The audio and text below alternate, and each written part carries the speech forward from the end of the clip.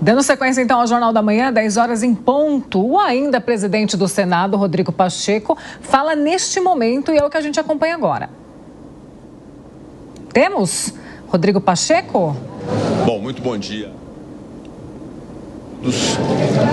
Eu gostaria de informar que em instantes nós vamos nos dirigir ao plenário do Senado Federal para a sessão preparatória que vai escolher o próximo presidente do Senado.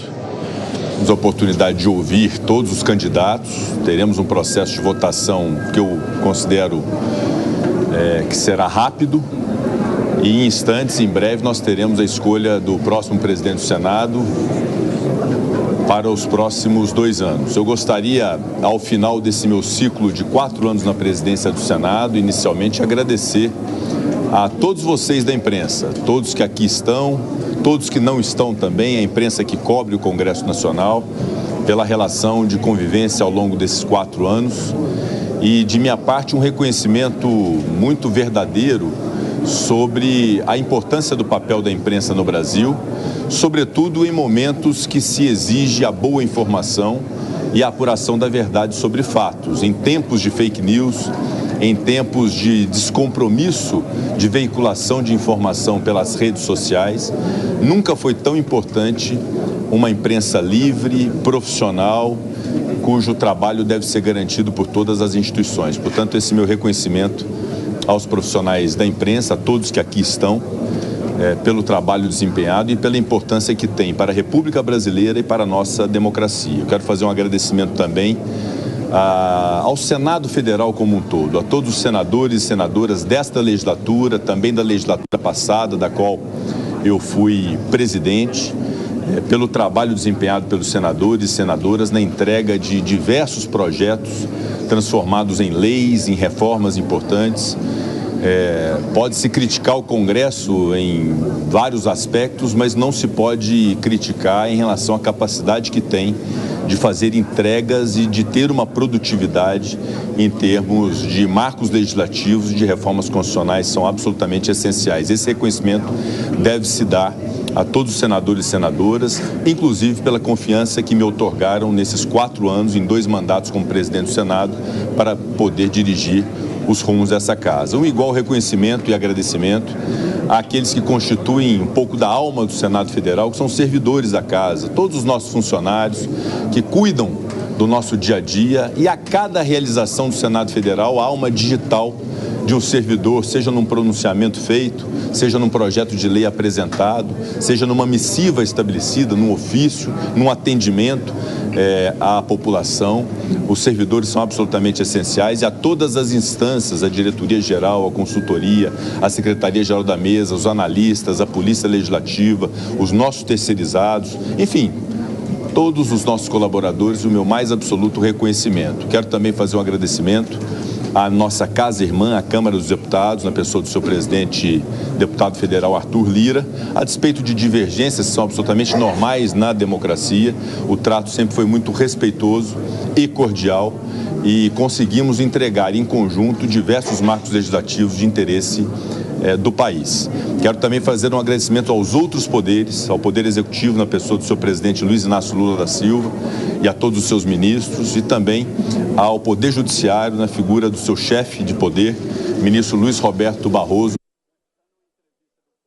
Acho que nós perdemos a conexão, mas eu quero passar diretamente para os nossos comentaristas. Primeiro, Felipe Monteiro. Felipe, a gente viu aí o discurso de Rodrigo Pacheco, já se despedindo desses últimos 4 anos, falando sobre os seus feitos, agradecendo a imprensa também, falando sobre o presidente Lula, fazendo o seu agradecimento, inclusive. Como que você vê, Felipe, esses últimos 4 anos em que Rodrigo Pacheco esteve na presidência do Senado?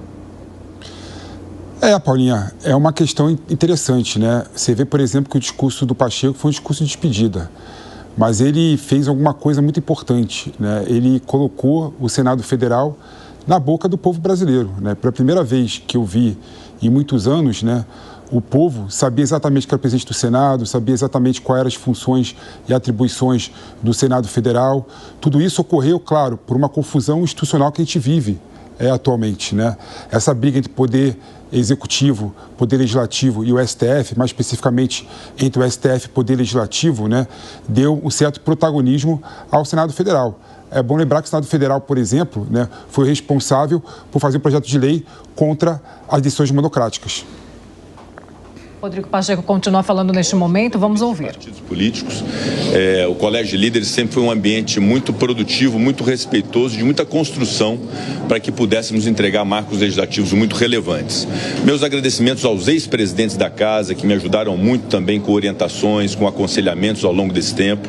O senador Davi Alcolumbre, que me antecedeu e que é candidato nessa eleição de hoje. O senador Jader Barbalho, que também foi presidente do Senado. Um agradecimento especial ao senador Renan Calheiros, que aqui está comigo e que foi um grande companheiro, um grande parceiro ao longo desse período, como foi o MDB, o seu partido também, com importante apoio à nossa condução. Diversos acontecimentos vocês acompanharam, que foram muito relevantes para a história nacional. Nós iniciamos essa administração no enfrentamento à pandemia, e todos nós sofremos muito na pandemia.